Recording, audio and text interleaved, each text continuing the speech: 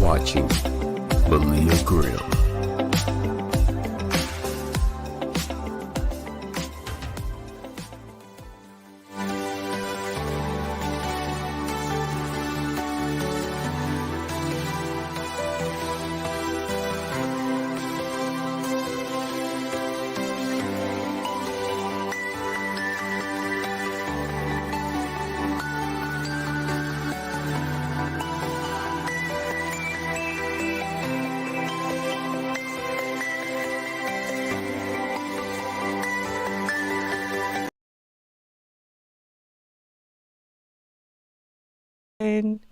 Hey, welcome. I am Malia Grimm, and tonight I'm going to be, well, I found a couple articles from my most favorite. My hat is crooked, and that drives me absolutely nuts. I'm sorry.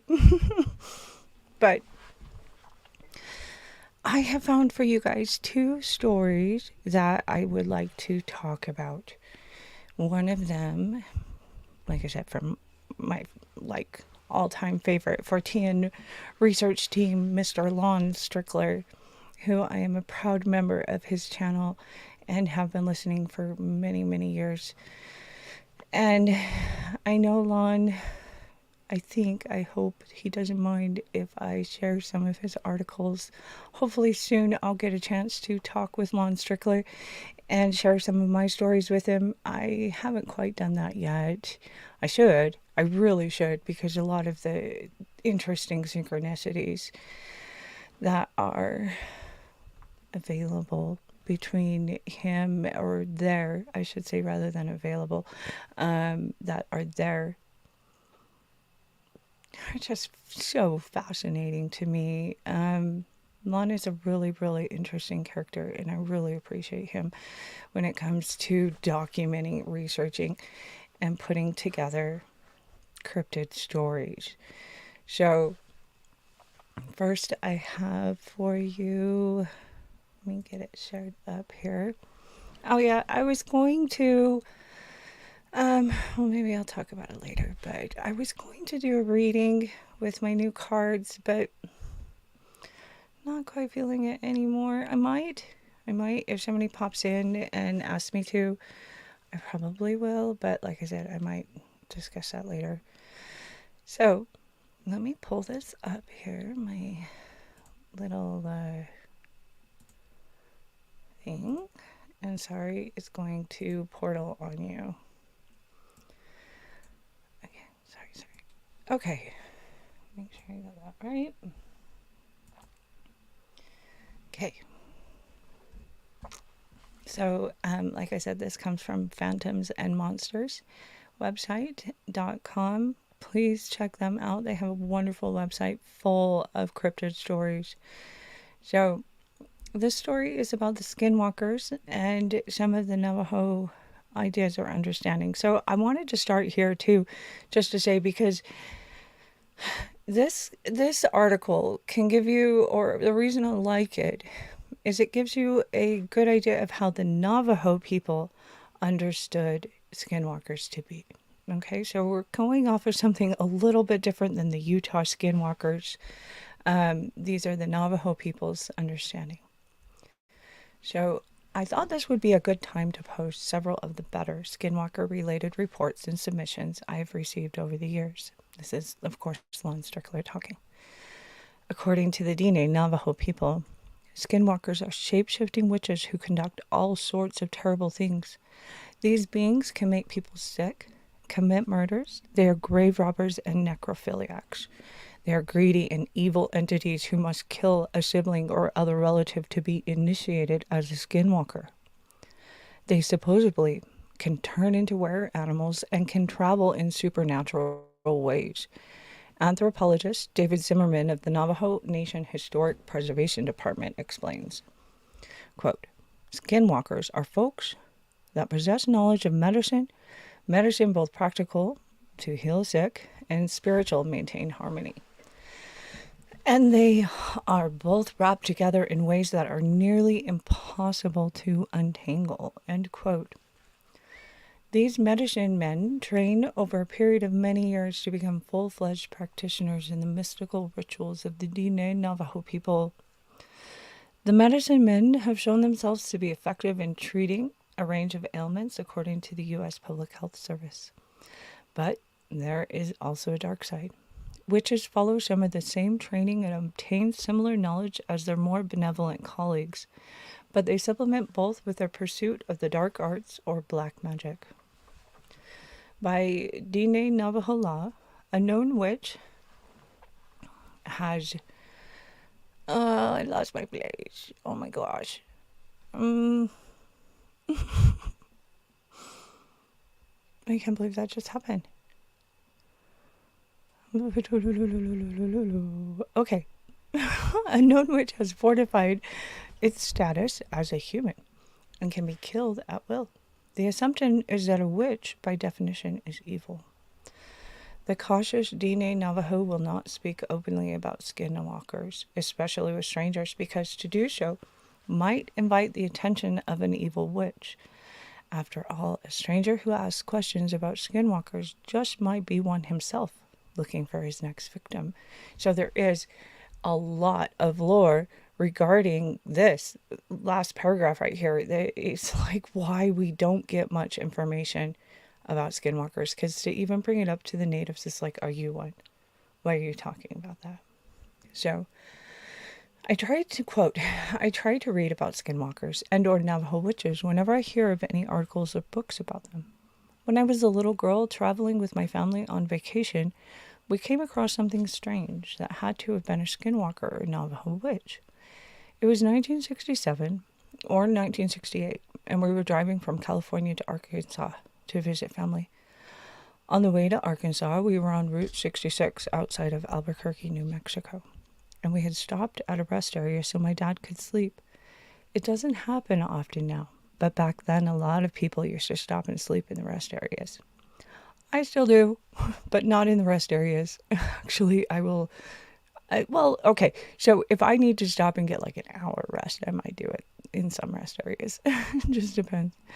It was the middle of the night, and something startled my father awake. He woke up and was extremely scared and nervous.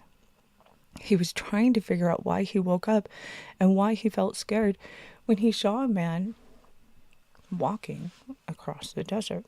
He said that he almost couldn't take his eyes off the guy because even though the man was kind of far out there, something was wrong. The man was walking towards the rest area from out in the desert. As he got closer, my father saw what was different about him. The man had a fur skin thrown across his shoulders, and as he walked, his feet were not touching the ground. He passed right beside our car and looked my dad in the eye. My dad said that all of the hair on his body stood up, and he immediately started our car and drove away as fast as he could. It was later that we found out that some crazy guy came into the same rest area the very same night that we were there and shot a bunch of people. From what I was told, some of the people were... I was a little girl, 3 or 4 years old. I was asleep when it all happened, but we never stopped in New Mexico after that. Every year we went to Arkansas to visit family, and we never stopped in New Mexico again. We always drove straight through, said Nina, end quote. Oh, wow. I would not want to go back to Arkansas. Actually, I've been to Arkansas one time, and I will be perfectly happy with my life if I never, ever, ever have to go back there again. I did not like Arkansas. I didn't like any. I went to the hospital while I was in Arkansas, and that was only for 2 weeks, and it was just a terrible place. I did not like it. And I went to supposedly the most beautiful part of Arkansas, but not for me. All right, next story. Quote, I live close to the reservation just outside Mesa, Arizona. I have a couple of native friends who I just recently went camping with around 20 miles outside the valley to a place they call Three Poles. This place is considered holy land in their eyes and is close to a river. There are numerous stories I know about this place, such as the flute player you can hear at night, or the boulder-sized splashes you hear in the river, but the most notable are the stories of the Skinwalkers. We arrived at the camping site around 9 p.m. It was already dark, so we started to unpack and made a fire. Once that was done, my native buddies put up the barriers, puffed the smoke of tobacco upon us as a personal barrier. Click, click. They told me never to go anywhere alone, and that around 3 a.m. is when the spirits are the most active. Around 2 a.m., the beating of a drum became very clear. This is a sign of the Skinwalker, they told me. At around 3 a.m., the smell of wet dog became apparent. This is the sign of either two things: Hoofy, an extremely evil spirit, that's got like black paint and white marks on him, or the Skinwalkers. I need the little creepy music right there. The fire grew small, and we could see the shadows of animals. We all decided to move to another site in the morning. Oh, this so reminds me of the time when I saw Skinwalkers. As first light dawned, we packed. I sat in the back of his truck to hold down the stuff. As we left, I saw a Rottweiler walking on its hind legs straight to the middle of our camp. It was easily 5 feet tall and had bright orange eyes. I freaked out and screamed as it was running at us. Still standing up, it disappeared into a bush after we turned the corner. Oh my goodness. So later on, at our other camp, an old man with his face covered up by hair visited us and acted really strangely, very strangely. We ran out of drinks, so our friend and I decided to head out on foot. No car. A friend had to take it home. We saw a car, and as it approached, it slowed down to a halt, and the same man asked if we wanted a ride. We said no, because by this time my friends had told me the man was a Skinwalker. He grabbed my arm and pulled me by his car and looked straight at me. As my friend ran up to grab me, the man took off in his car. Once we got back, I relaxed. It was around dawn when just behind me the man appeared about 10 feet away and asked if I could help him with something back at his camp. As he did, 2 trucks came around the corner to head further into the grounds. He watched them as they passed, and then all of a sudden, he bolted after them. I was astonished seeing the 60-year-old man chasing down a car. My native friends put up a salt barrier. I heard sounds all night, but never saw anything after that. End quote. LD. Ooh. Let's see here. 1, 2. Oh my gosh, there's a whole bunch. There's 3 more. All right. That was a good one. And I should talk about my, before we go on. So it had to have been like 1996, probably 1996. I was just learning how to drive, and I had my own car, and me and my friends had gone up to the canyon. Now, at the time is where I grew up, where I lived, which was in Utah. That canyon was, or is known as the Nebo Loop of Payson, near the town of Payson. So we had gone to one of my favorite camping spots right at the entrance to Nebo, and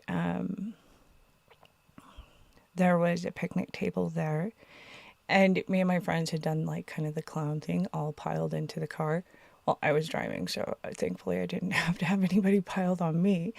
But we had about 15 people in my little 91 Ford Probe 2-door.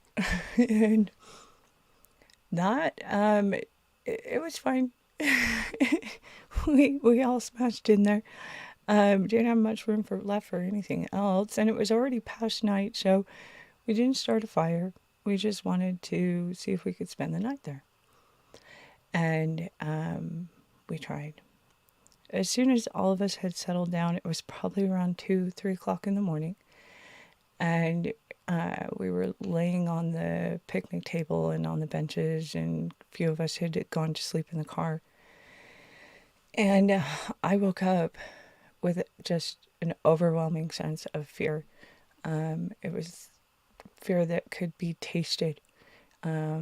Black darkness had like just completely overwhelmed the land, and it seemed like you couldn't see the hand in front of your face. It was so dark.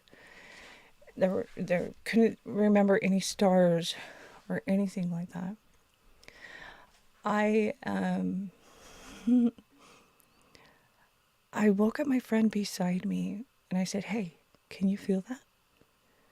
And he was like, "Yeah, yeah, I'm scared."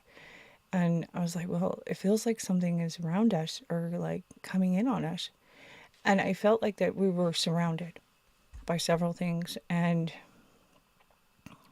when I looked up in the tree line and kind of like peered around, there were silver eyes everywhere and at different heights all around us.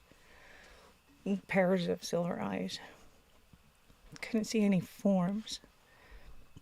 And I pretty much freaked out at that point and said, "Okay, guys, we're out of here. If you're coming, you're coming, but I'm the one driving this car.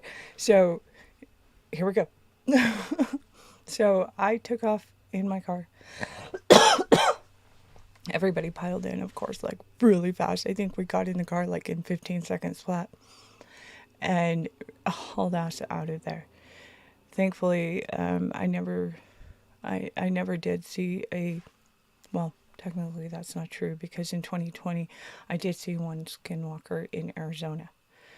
And that was during the day though, and that was very, very different from the Utah ones.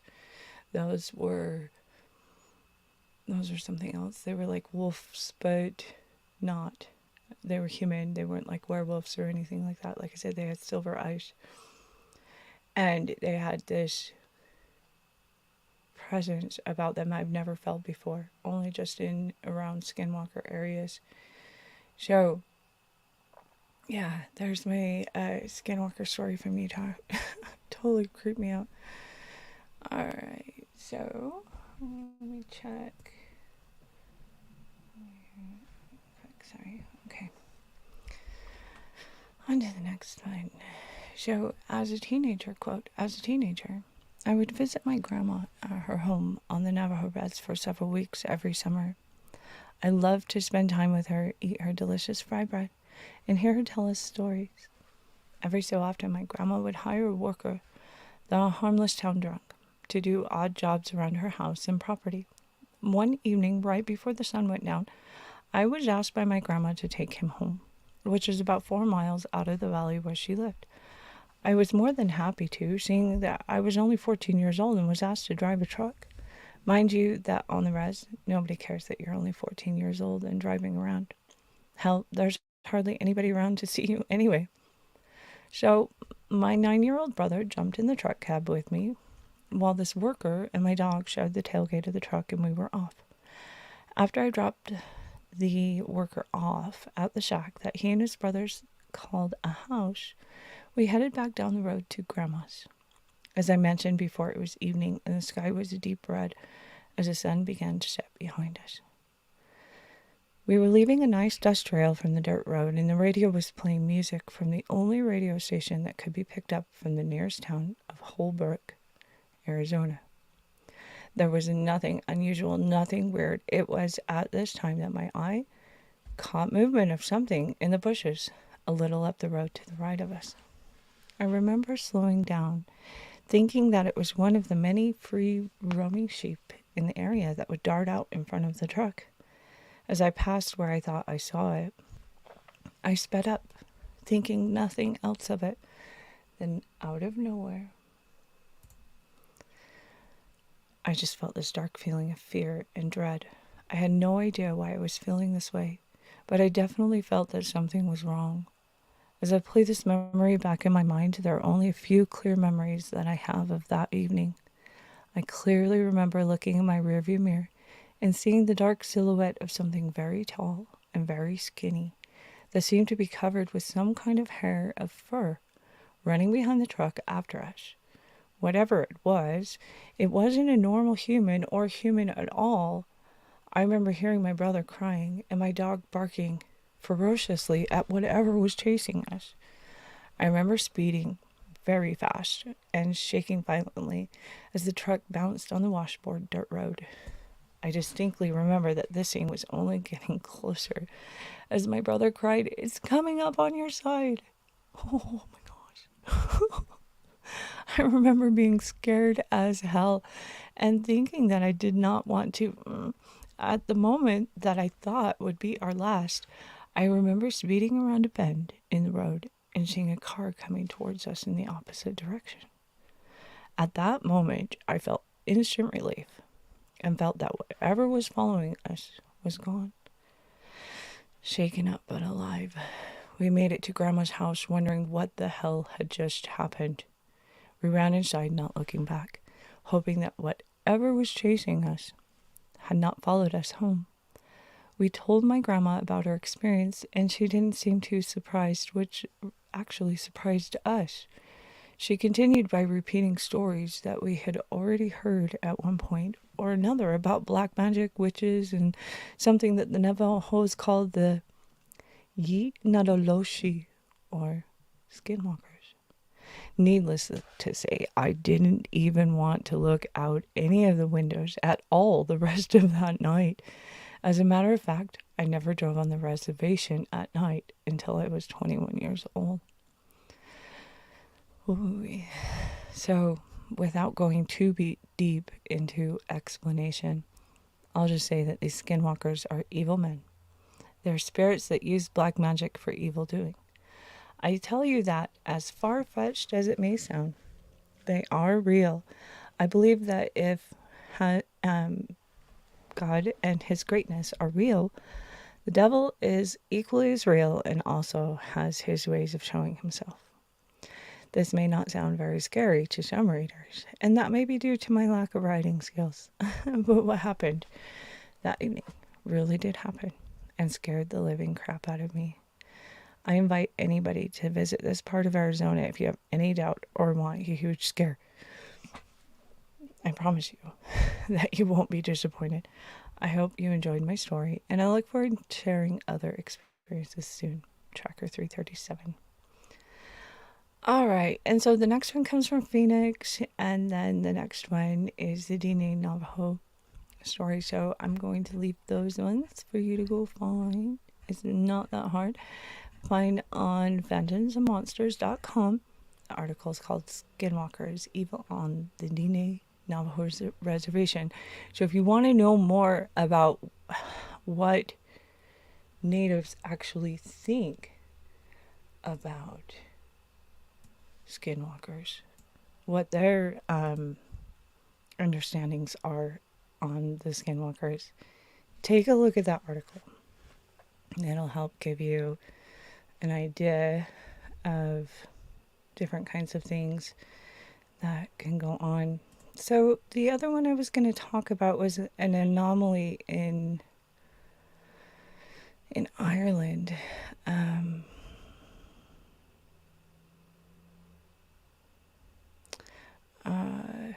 And it's just a photo that I was wondering if somebody who sees this might want to comment and speculate on what this photo might be. So let me pull it up here. Sorry for the portal. Okay. So in August 2017, Lon Strickler originally posted this photo, and he wrote, Butch Wachowski posted it. Butch Wachowski is passed away now. He was an excellent researcher, did a lot of UFO stuff, great broadcaster on radio as well. So there's a lot of really good interviews with Butch out there. Okay, so this is the photograph. It was photographed in Ireland. So I'll read this really quick. Lon had originally posted the photo in August of 2017, but did not receive much of a response. What do you think is going on in this image? Butch conducted some forensics on the image.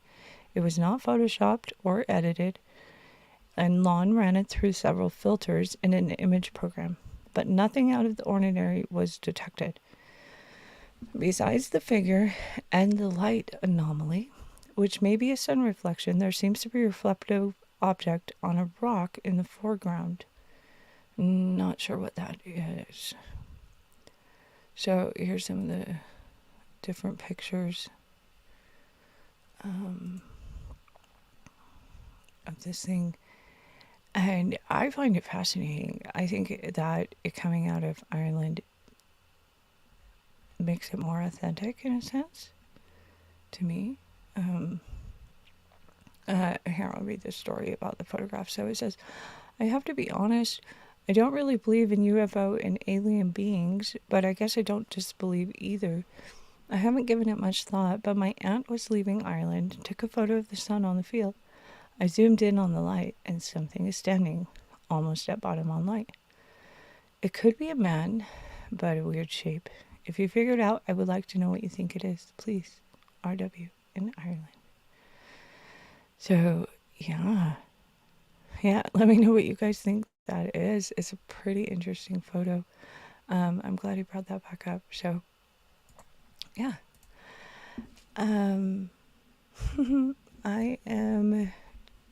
That's pretty much all I have tonight. And like I said, I'm gonna skip a reading tonight and save it for later. So thanks for being here and for tuning in. Whoever did, thank you so much for hanging out. And I hope that you guys have a wonderful evening. Go check out those articles on Phantoms and Monsters. And of course, Lon had a great reading as well tonight, where he went through and read a bunch of his stories as well. So those are always fun. You can find his channel on Phantoms and Monsters. Thanks for tuning in.